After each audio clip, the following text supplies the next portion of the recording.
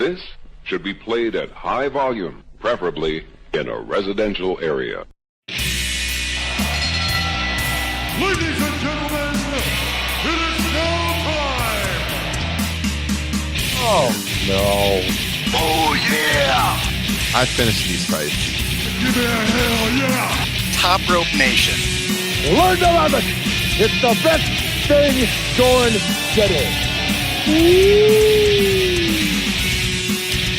Hey, what's going on, everyone? Welcome to Top Rope Nation, your source for the best in pro wrestling talk. I'm Ryan Drosty, joined here by Justin Joint and Kyle Ross, and we're here to break down a hell of a week in WWE. We got a lot to talk about in the next 45 minutes to an hour, so let me kick it right out to you guys. What's going on tonight, guys? Tuesday night, SmackDown is just wrapping. How are things going in Cleveland, Ohio, Kyle Ross? I've been drinking and telling people to go out and vote. Everyone listening, no matter what side of the aisle you're on, you should vote. All of you. It doesn't take very long. You can vote from home. Make sure to vote in the upcoming midterms. Justin, Can I offer a caveat? Yes. If you're a Republican, don't vote. I knew that was coming. I was trying to be nice. Election. If you're a Republican, I just want to make one thing absolutely clear. Election day, Tuesday, November 13th. Go out and do it. Oh, man. Justin, what's going on over there across town? Not much. I can't top that. I mean, let's keep rolling here. All right. So if you're a first time listener, you're joining us here on YouTube, hit that subscribe button, like the video, leave us a comment. Let us know what you think of the show. Check out our full archive. If you're listening audio wise to the podcast version, if you're on iTunes, hit subscribe, leave us a 5-star, leave us a review. Let us know if you like the show. Same goes for Stitcher Radio, Spotify, TuneIn, wherever podcasts are found. This is episode 78 of the Top Rope Nation Wrestling Podcast. It's been a good run. We're going to keep this thing rolling. So, guys, hell of a week. Like I said, obviously things kind of started out on a negative note. We were texting about this Monday night. Never in a million years would you expect to hear what we heard to start off Raw. It's one of those times where what happens in the wrestling business, you know, we're used to it being a show, and then something like that happens and it really hits home. And man, thoughts go out to Roman Reigns. Just a terrible, terrible circumstance. I can't wait to see this guy get back. And we've been big supporters of Roman on this show, even when you know, people have been booing him out of the arenas, or half the crowd's been booing. But I think when this guy puts this behind him and he comes back, you're going to see a homecoming like we haven't seen in pro wrestling in a long, long time. So just kind of want to get your impressions on what you heard. I know we've kind of talked about this. There's really not a lot left to be said, but anything you guys want to throw out to Roman Reigns, or any thoughts, Kyle? Did you guys both see it live? I did not. I actually saw the news first on Twitter, and then I watched it.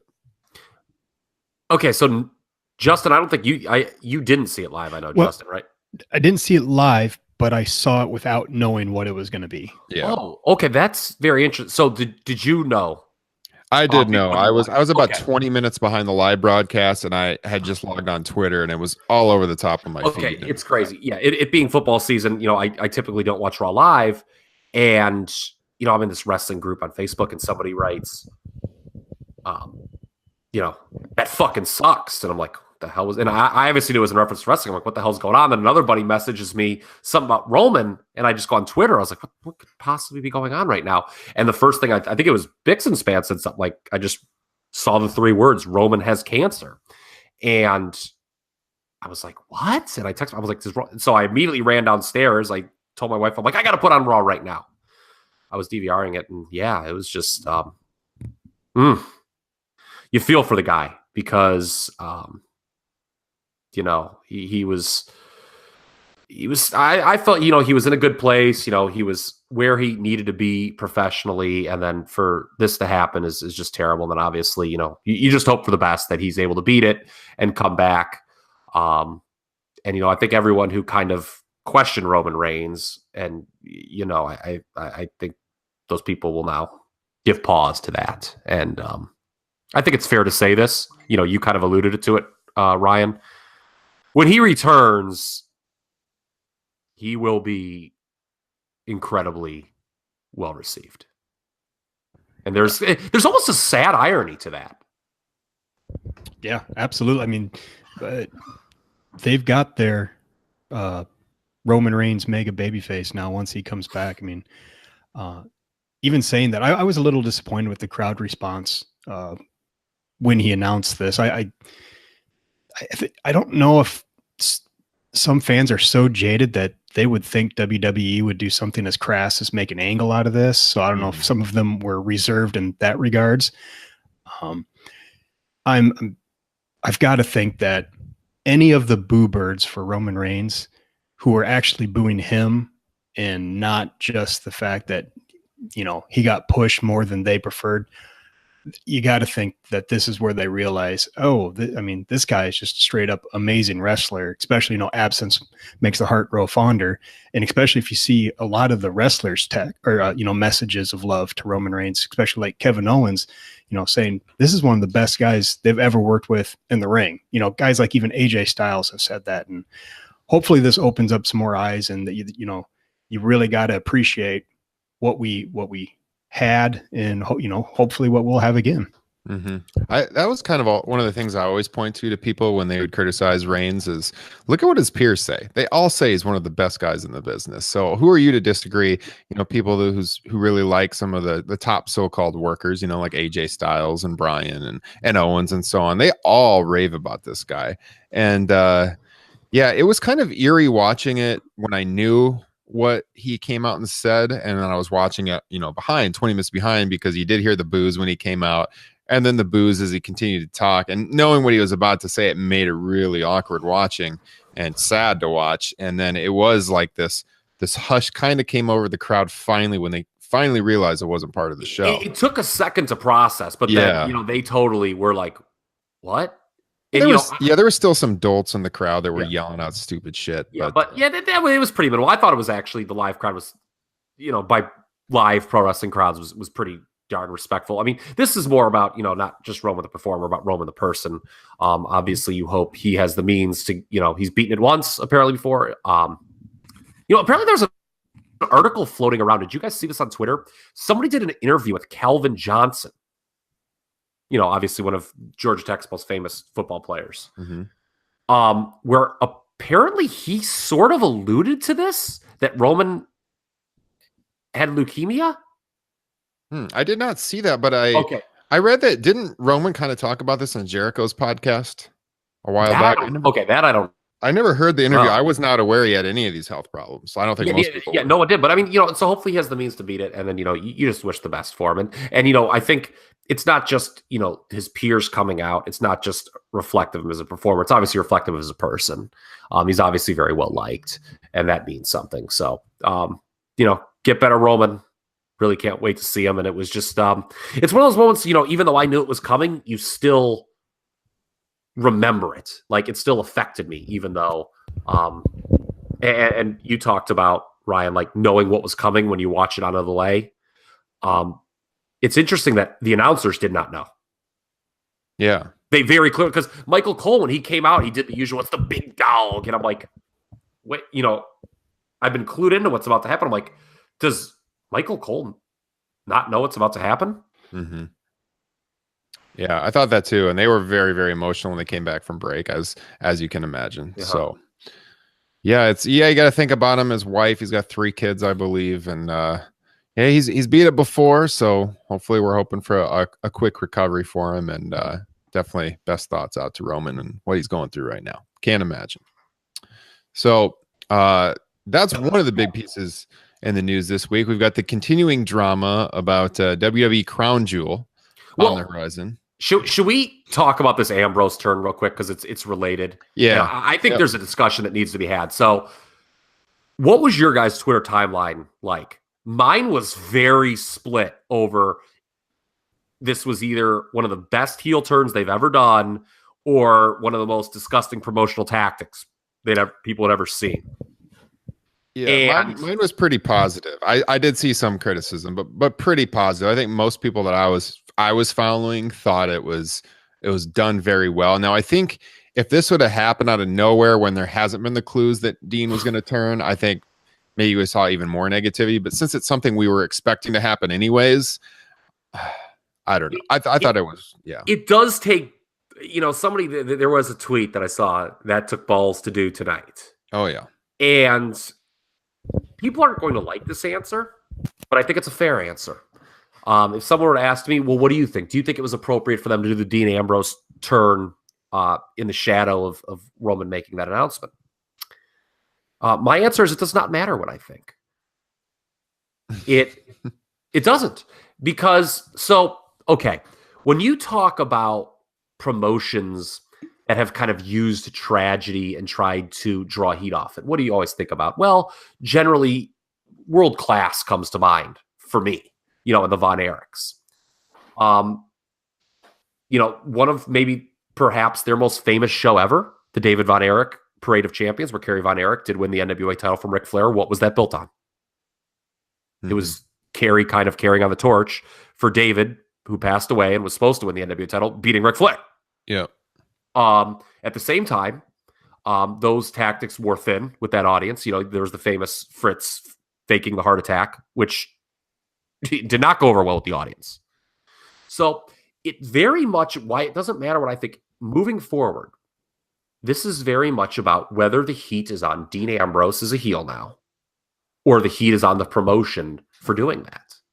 And we shall see. The whole thing is it's easy to judge world class because there was no Twitter or podcasts back then. So it's very easy to talk about, that Fritz Von Erich heart attack angle was such a disgusting promotional tactic. Well, it's because we're saying that with 15, 20, 25, 30 years of retrospect. And we know that business did not go up. It went down. People clearly soured on that product. So from WWE's perspective, I can see them going, you know what? People cheer these heel turns because it's something that happens. We've talked about this before, right? People just like when things happen. Here, it very much elicited emotion. The key is, did it elicit the right kind of emotion? And we have to see. I don't think it's fair to judge right now until we see how this plays out. It's funny you said, will the heat either be on Dean Ambrose or will it be on the WWE? That's kind of funny because that's a very Roman Reigns kind of situation, considering, what happened at the beginning of the show. And I'm curious, you guys agree that there's no way that was the original plan, that Dean was going to turn heel that night? That's the interesting thing. They clearly made the call to turn him that night. Now, he was going to turn soon. I think Meltzer had floated a report that he was going to turn at Survivor Series, which obviously is not far out. But no, I think this happened. Management made this, and they made the call. They're like, you know what? We're going to use this to do the Ambrose heel turn. No one's going to see it coming. And, we could get legit emotion from this crowd. Yeah, I think if they had explicitly made what happened with Roman, like the impetus for the heel turn, like Dean was calling out Roman doing it, I could maybe have an issue with it. Although even then, maybe not. But then I can see the problem. But since this is something that's been hinted at for a while, I had no problem with it. Okay, and you brought that up again, and now I want to bring this up because people pile on WWE when they do this. And I'm going to bring up a name that Ryan Drosty does not want to hear, Brett Favre. So remember when, I'm sure you do, when his father, Brett Favre's father, I'm sure most people listening to this know who Brett Favre is, famous quarterback of the Green Bay Packers. Sent some famous picture messages. Yes. Okay. Yeah. Well, okay. Well, his father passes away like right before the Monday. What was it, like the day before the Monday Night Football game he was supposed to play? Yeah. Or was it even that day? I can't remember, but I remember. I don't think it was that day. But anyway, okay. Well, John Madden, just to show that this happens outside the WWE, I'm sure you watched that game, Ryan. You're a big American football fan, right? As opposed to European football that our buddy Justin likes. I did watch that game. Okay. John Madden, for 3 hours, basically did his version of, by God, he threw that touchdown pass for his father. Did he not? Yep. Mm-hmm. Okay. So if it's going to be interesting how they do this with Dean, because you're right. If they tie it to the Roman thing, I'm not even going to dignify some of the terrible lines they could do. That's very bad. Well, But see, the way I took it is, I think they could, but in a way that was kind of Dean's breaking point, is as in Roman was the glue of the group, and he was the one he's been the one standing in between him and Seth. I don't think there's any problem in using it that way. Yeah, I could see that. Yeah. Mm-hmm. Did you think there was, like, people were stunned that they did it? Did you guys think there was a chance? Because I actually did. I was not that stunned, because I guess this is just the way I'm trained to think. When Roman makes it, I'm like, okay, they have no uniform. I'm like, Jesus Christ, what are they going to do on Raw? Because obviously the Shield breakup was the big thing. I'm like, do they scrap it altogether? Or I'm like, oh my God, do they do it like really soon? Do they speed it up? So they obviously chose the latter. But that's probably going to be a big part of Raw.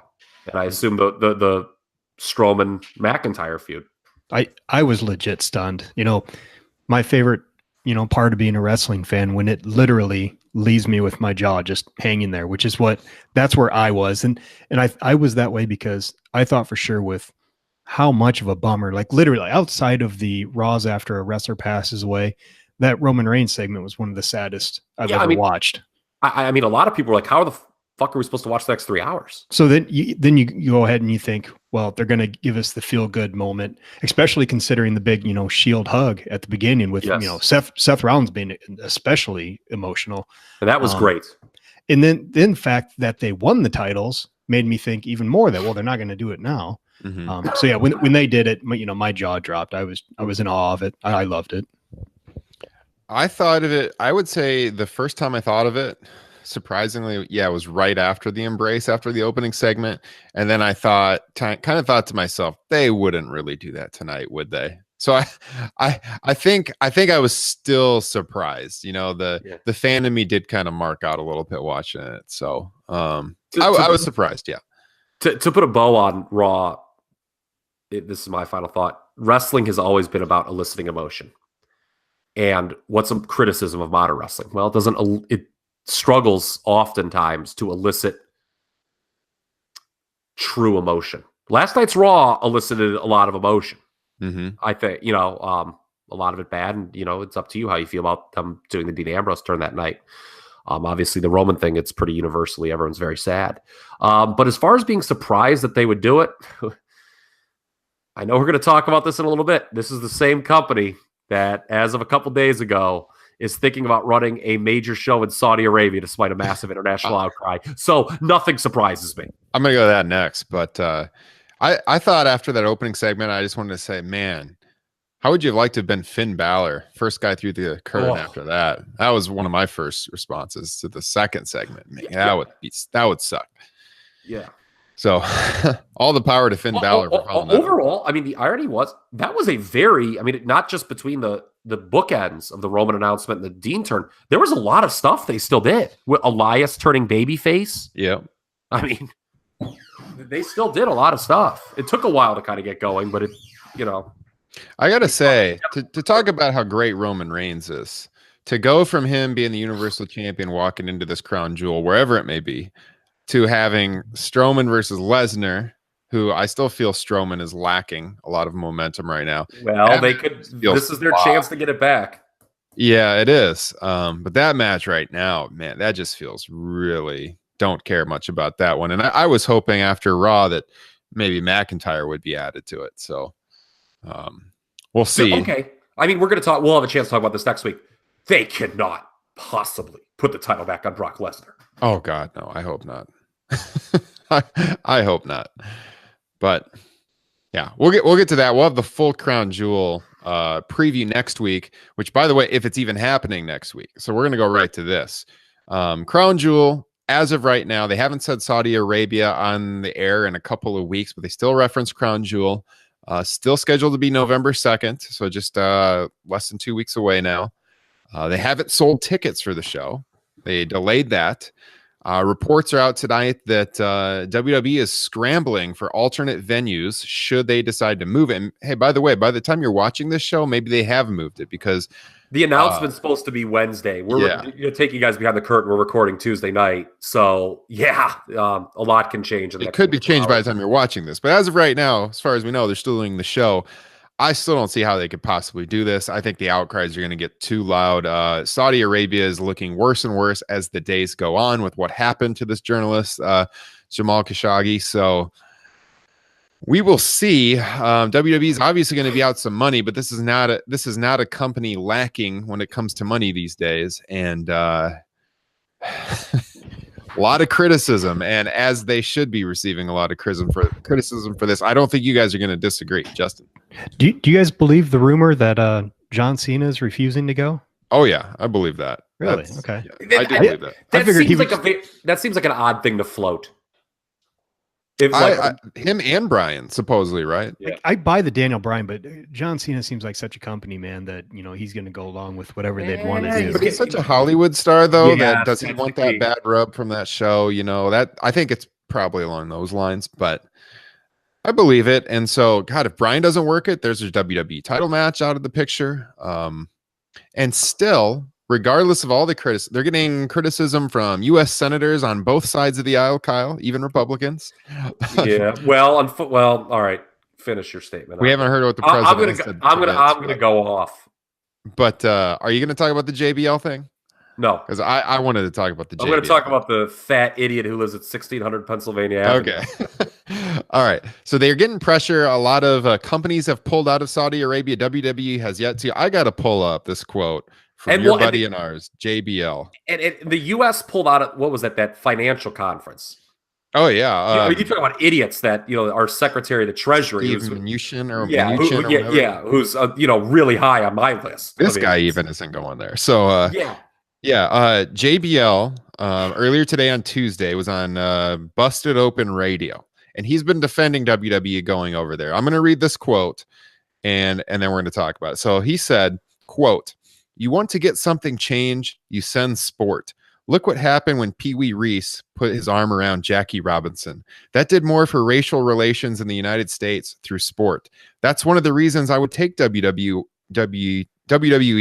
to Saudi Arabia." And people say, they're just trying to make money. They're a business. They should try to make money. But to me, the greater good is you go over there and you show people that it's okay to be from different backgrounds. It's okay to be a woman and compete. They're not competing in Saudi Arabia yet. I think they will, and I think it's a right step forward. And I think that's why it's so important that sport changes the world, man. Once you line up beside somebody in sport, you don't care what color they are, what ethnicity they are, what orientation they are.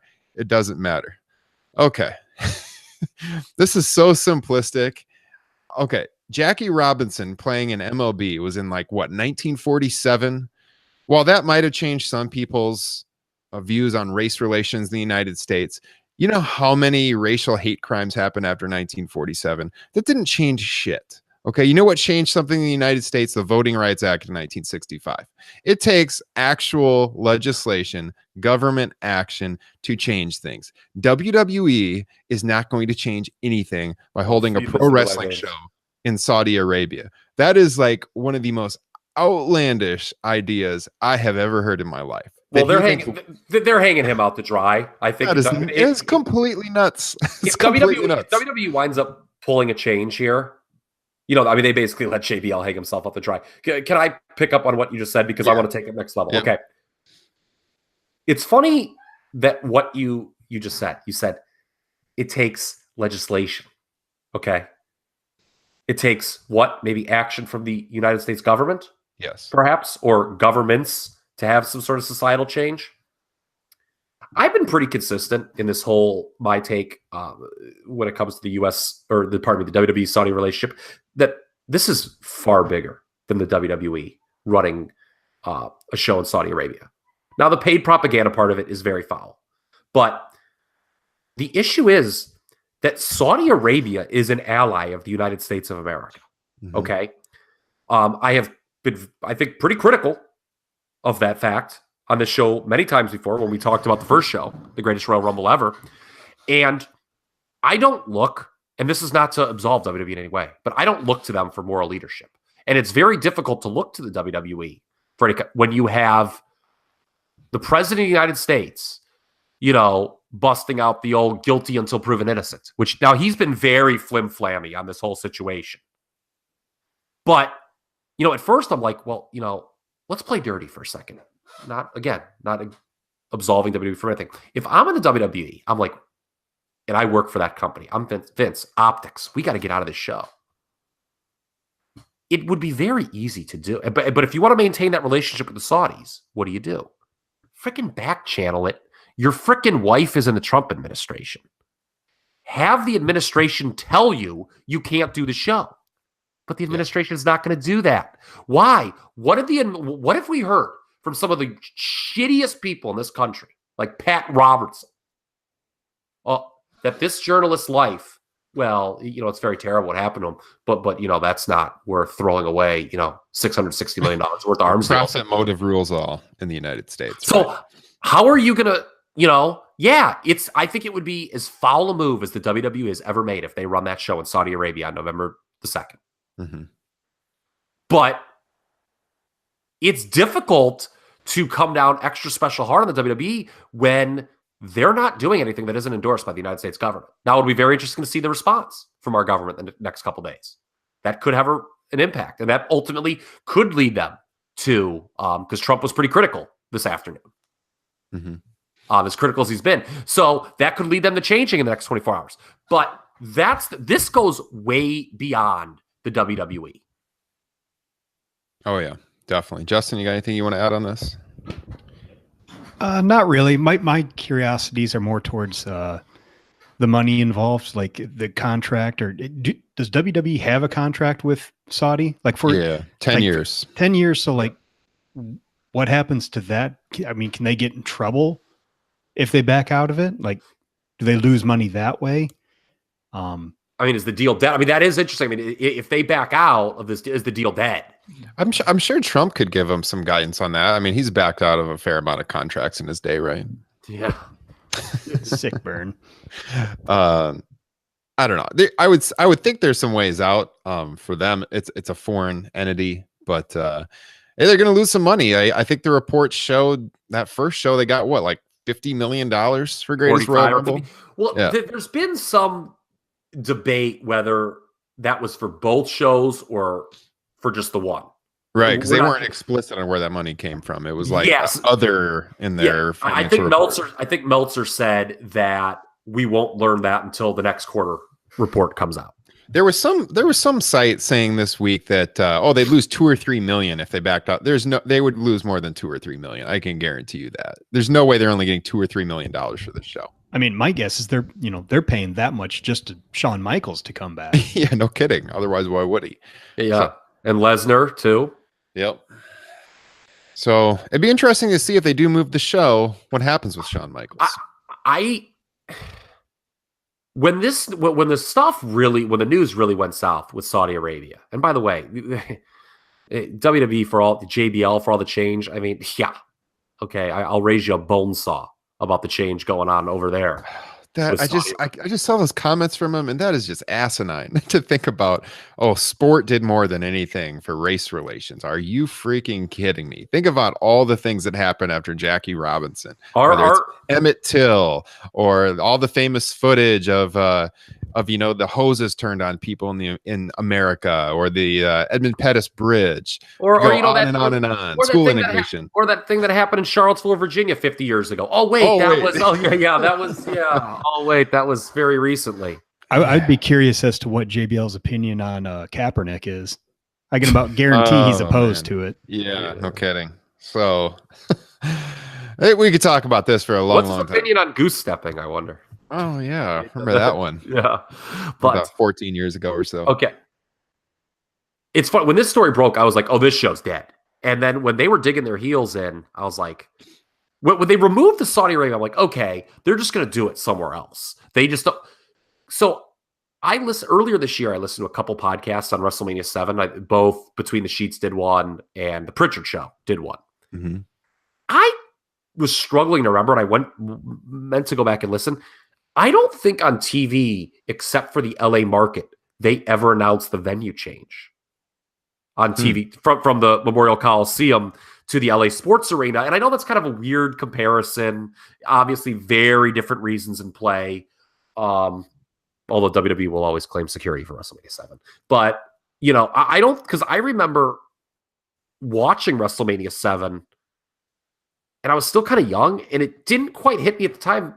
I can't remember when I first watched. I was like, wait a minute, wasn't this supposed to be in the Coliseum? Mm-hmm. You know, it was just kind of like I watched it. I was like, oh, I guess it. Okay, I guess it. Maybe I misunderstood.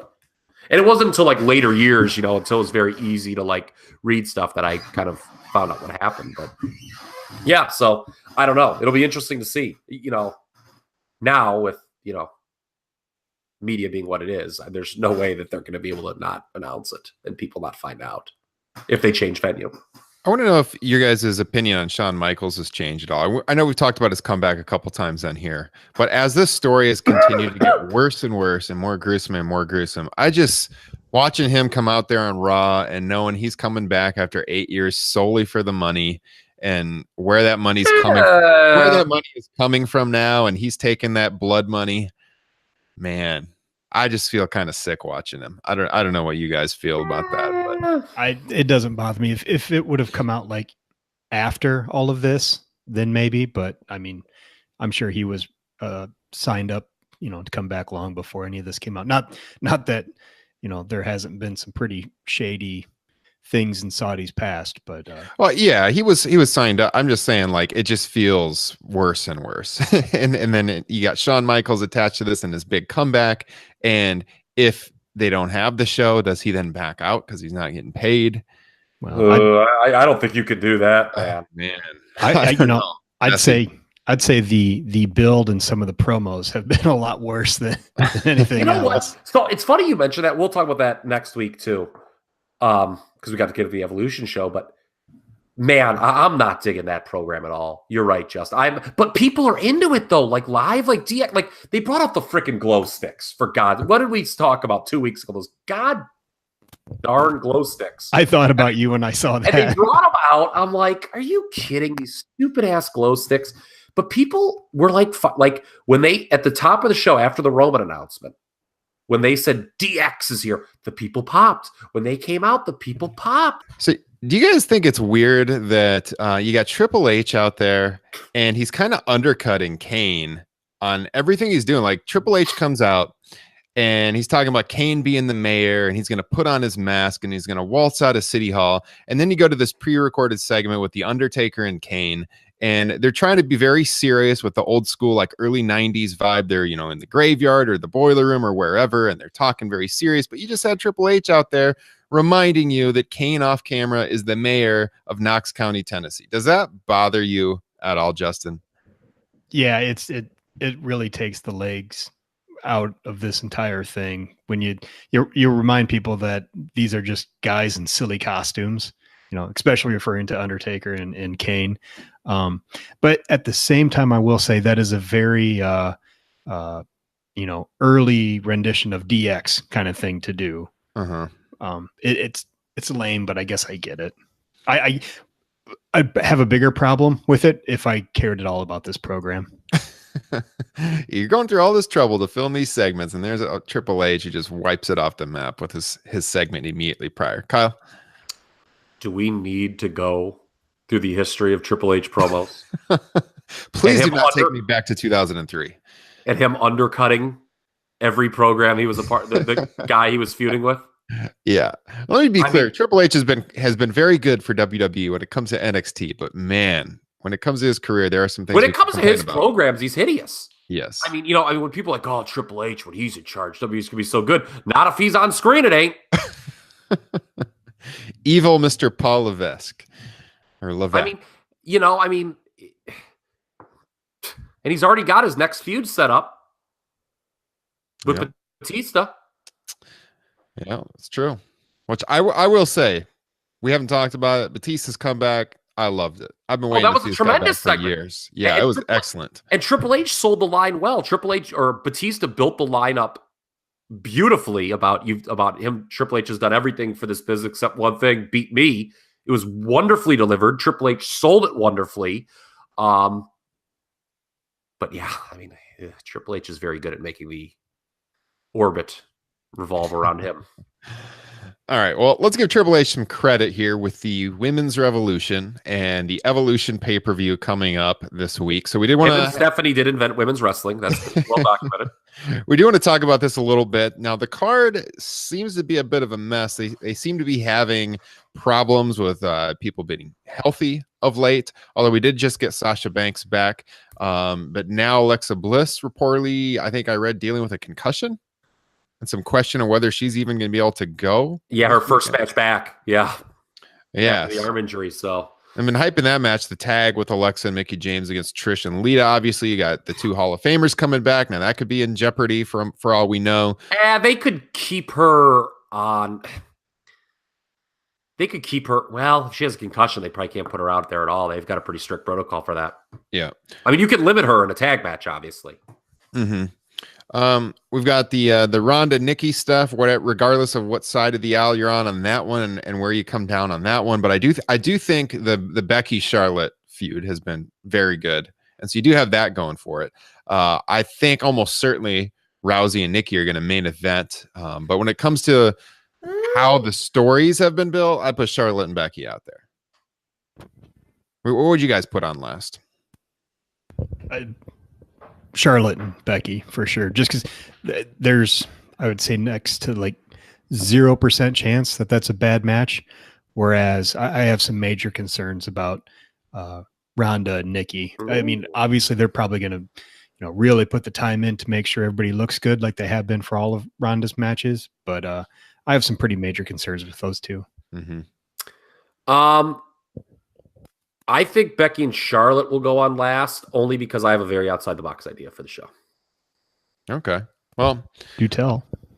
Yeah. Okay. Go ahead. First off, I think, just an overview of the show. I think there's like kind of this sentiment that the show is, the build for this has been disappointment. Maybe it has, in the sense that, I was kind of expecting this to kind of be like the women's division's WrestleMania, and it clearly isn't. I think we didn't have a chance to talk last week about the big controversy with the Ronda Nikki promo. Some people, I thought people were out to lunch invoking the slut shaming. Yeah, I thought I liked it. Yeah, I thought that too. I thought, again, as far as now, if you thought that, you could think whatever you want. Okay. But to me, when I was watching that promo, I didn't get that. I was like, this is I can't remember the last time actually I had seen a back and forth promo on WWE where it felt like you could actually cut the tension between the two performers. They weren't just reciting these lines that, people on screen who were feuding would say. It felt like legit tension. Yeah. And they are very much building this thing where Ronda is the new face of the women's division. Athleticism, Nikki's the dinosaur, diva. We're promoting athleticism over looks now. So I did not have a problem with all. Meltzer was raving about it in the Observer, and I was with him. And sometimes I'm not always with Dave, but I was with them.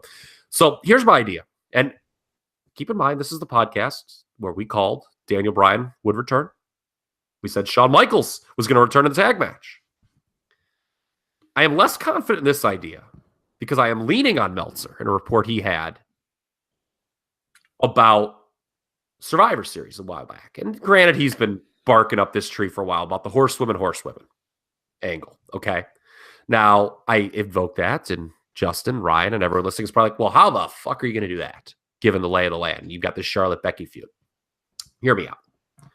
Okay, Shayna Baszler is going to be on that show, right? And I think she's main roster bound because they're not going to put the title back on her, the NXT Women's title. Mm-hmm.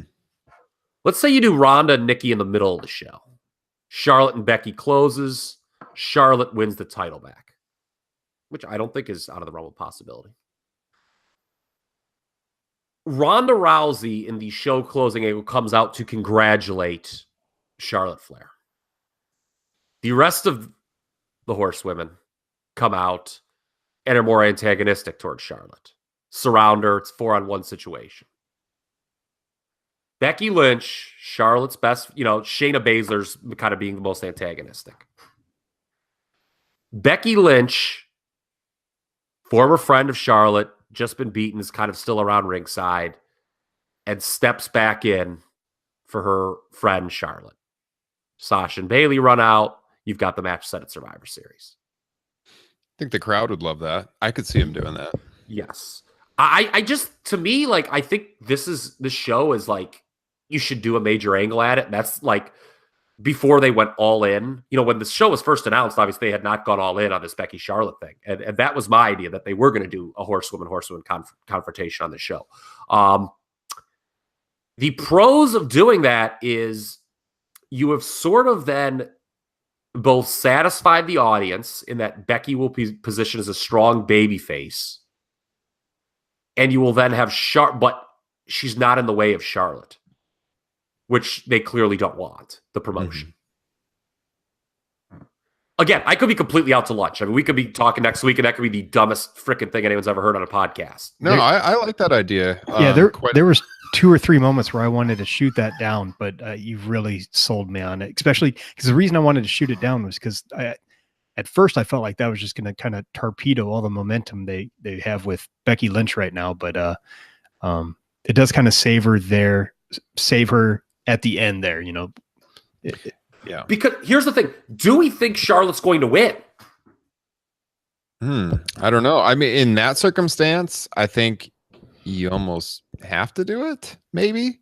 Because are they going to change a ton? Because Nikki Bella's not beating Ronda Rousey. We know that. No way. We know it. Although to get to what Justin said, I think that match is actually, there's going to be a lot of bells and whistles in that match, certainly. Yeah. I think that match is going to be actually very good. Nikki Bella, who we all complimented on the show a couple weeks ago, is phenomenal in her role in this feud, with a capital phenomenal. Yeah, I think you should do something memorable. I think you should do some kind of story that will make people remember this show. And if it's just a match by match card, I don't know that you'll have that.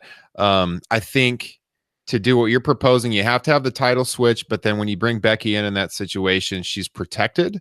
I think if they just do a title switch and that's that, it would be crazy to do that to Becky right now. I agree. But I think in that circumstance, she's protected, and that could work out very well. So I guess my scenario is, if you are doing the title change, that's the way to protect Becky Lynch. Oh yeah, there is the situation where you just have Becky retain and just keep going on as is. I guess you could do that too. Yeah. No, I like that. I was thinking main event wise, like this is the company that usually, puts the star power in. So you got Ronda Rousey, she's going in the main event. But if they're going to do something like that, that should definitely main event. And like I said, I think that story they've been telling with Becky and Charlotte is heads and shoulders above everything else on the card. Hell, there's not. Look, I'll be the bad guy here. This Trish Lita thing absolutely reeks. I know that they're both like looked at as like these like all-time legends in the women's division. Neither of them would be in the top 10 on today's. Well, I'd prefer seeing the singles match that they were originally going to do with Trish and Alexa, which apparently was never the plan. Yeah, and that was never the plan. I did see they leaked it out, and they said, "Oh, it was always going to be a tag match." Not only do I think Trish and Lita, well, I liked the idea of Alexa and Trish because I liked the idea of Trish putting over Alexa. I don't think I think Trish and Lita are winning at Evolution because the reports are that they're staying around. And look, man, I just kind of said it that I don't think Trish and Lita, even in their primes, to be clear, would be top 10 today in the women's division. And I think it's also fair. I'm going to take this a step further. I think the two of them could be bottom 10% in WWE history as far as cutting promos. It is. It is. I mean, we criticize. Look, I'm being fair. Like the first time it's like, okay, maybe it's jitters. Trish Stratus is, God bless her. She is not good on promos at all. And it is like it sticks out like a sore thumb. I mean, am I out to lunch here? Or? Yeah, I think they've been awful. I mean, I think the promos have been just nothing short of atrocious. Yeah.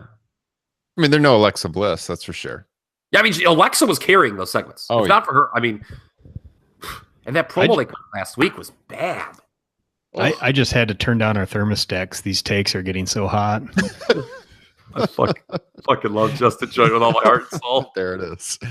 I just think, I don't know, man. I just think that they're looked at these all-time greats and fuck, man. There's 10 or 15 women on this card that are better than them. It's true. For their time, Trish was great, but And Lita was great, but the way wrestling has evolved in the women's division, it's true. Most of the women in the division now are above what they were doing 15 years ago. So, do you view this card as a disappointment going in? I don't know that my expectations were ever like super high, but I don't think I'm particularly excited about it. Justin, I was just gonna say it's not really the card; it's the build and how it's been overshadowed by Crown Jewel. Not only because of all the negativity about Crown Jewel, but also just the way WWE's been promoting it. I mean, Evolution has been, to me, regarded as an afterthought. Yeah, and that's what hurts for me. Yeah. So, okay. I think the 2 title matches have been built well. I mean, the Ron and Nikki thing, it's been pretty limited since they did, but from the turn all the way through TV this past week, Raw this week, I think it's been outstanding. Becky and Charlotte, it's going to be a pretty hot crowd. The Battle Royal thing is what rubs me the wrong way, because they promised all these women were going to have this card. I thought like they were going to come up with creative ways, like women were going to get feuds, and it was going to be all about, I want to wrestle you on this card. And man, if there isn't a lazier booking idea in the history of this industry than just throwing a Battle Royal on, I don't know what it is, man. Well, the problem is they booked it with the NXT UK women's match and the NXT and Mae Young. The UK women's isn't even on it, but you're right. The Mae Young thing in the NXT, there's some people who, that's actually lazy booking too. Because it's like, okay, we'll have this match, but like, that stuff is kind of existing in an alternate universe. Mm-hmm. But, having said that, I'm more interested in those matches than I would be. And this is only because of the size of the women's roster than a bunch of, random matches that we've probably already seen, Well, that is a good point. You're right. I will agree there. And I love a good battle royal. I'm fine with it. Oh, I thought when they announced that, I said, "Oh, come on." Well, and you got the 6-woman match, Sasha, Bailey, and Natalya and the Riot Squad, which is kind of a throwaway situation as well. But that's another interesting thing that kind of, with that idea that I threw out there, Sasha and Bailey are kind of elevated above the fray, so to speak. They get a win, okay, that maybe sets them up for involvement in, a big scenario later. Again, that idea could be could prove to be one of the stupidest ideas anyone's ever said on a podcast. I don't know. I just threw it out there. Well, next week, Kyle, you might look like a genius. We'll see. So next week on the show, we'll talk about all the results and preview Crown Jewel. Go ahead, Kyle. I'm a good looking man. Who am I to disagree? Shaking. My baby's asleep right now. I just want to laugh so freaking hard and just enjoy invoking shaking. Like, I just wanted to, you guys watch Seinfeld, or when it was on the air? Of course. The reruns. Okay. Remember when Kramer was in the cafe and he was trying to get what he thought was Joe DiMaggio's attention, and he would smack the table and go, yeah. He would, I just wanted to start doing that when he said shaking. I'm just thinking this is where Kyle would throw in the "I am howling" text message as well. Yes, I am. I love that. Yes. When Kyle throws in the "I am howling," you've got him good. Yes. Have you guys caught up with the Mae Young Classic? I'm still a couple episodes behind. I have not. Okay. I thought it was okay. There was a lot of I thought it goes back to the Cruiserweight Classic too. The presentation they do on those things is so good, it makes you wonder why they don't do any of that on the main roster. When it's like, okay, here's a match. We're gonna now. Granted, these are newer personalities, and you have to introduce them. You just can't throw them on there cold. But man, I tell you, I watch these old primetime wrestlings too. I'm almost through, by the way, every single one on the network. By the way, the World Wrestling Federation coming out of WrestleMania 5 was a fucking on fire. We need to do another classic show on Patreon, guys. And let's do it on frickin' post WrestleMania 5 WWF. You guys want to hear us review retro wrestling? We've done a couple episodes. Patreon.com/Top Rope Nation. Join up. You can suggest a show for us to do. Yeah, but I was just saying, those promos, it was all about just getting the personalities over and stuff. And it's like, ugh, God, they don't, I guess they kind of try, but those interviews they did for the World Cup and the Battle Royal on TV this week were not good. That was cheesy. They were so scripted. Oh, Yeah, I do need to catch up on Mae Young. We got the NXT UK show that launched last week. There's just so much wrestling, so little time. So plus all the other federations out there putting on great stuff, whether it's Progress, New Japan, Ring of Honor. Did you guys see that Walter Jordan Devlin match? I did watch that. That was tremendous. That was amazing. Everybody go out and watch it. It's WrestleRama, is that right? Yeah, I think so. I think the show was WrestleRama, right? Yes, OTT. And apparently the match that Walter just had with Will Ospreay was even better. I've not gotten a chance to see that yet, but they have reports that it was 4 3/4 stars, 5 stars. So, well, if I wasn't busy over the next couple of days, Justin, I see Walter's going to be in Des Moines, Iowa on Saturday. We could have checked that out, but we did see him down in New Orleans last April. So, all right, guys. On that note, we're going to take this one home. We will be back with Crown Jewel previewing the show or talking the news about it being moved. Hopefully, we'll see. We'll talk all the latest in pro wrestling next week, fallout from Evolution and all of that. So again, if you're on YouTube right now, hit that subscribe button below. Give this video a like. Let us know what you thought. Hit that alert button so every time we upload a new video, you'll know what's up. And if you're on the podcasting platforms, subscribe, rate. TopRopeNation.com. Check you guys next week. Have a great weekend.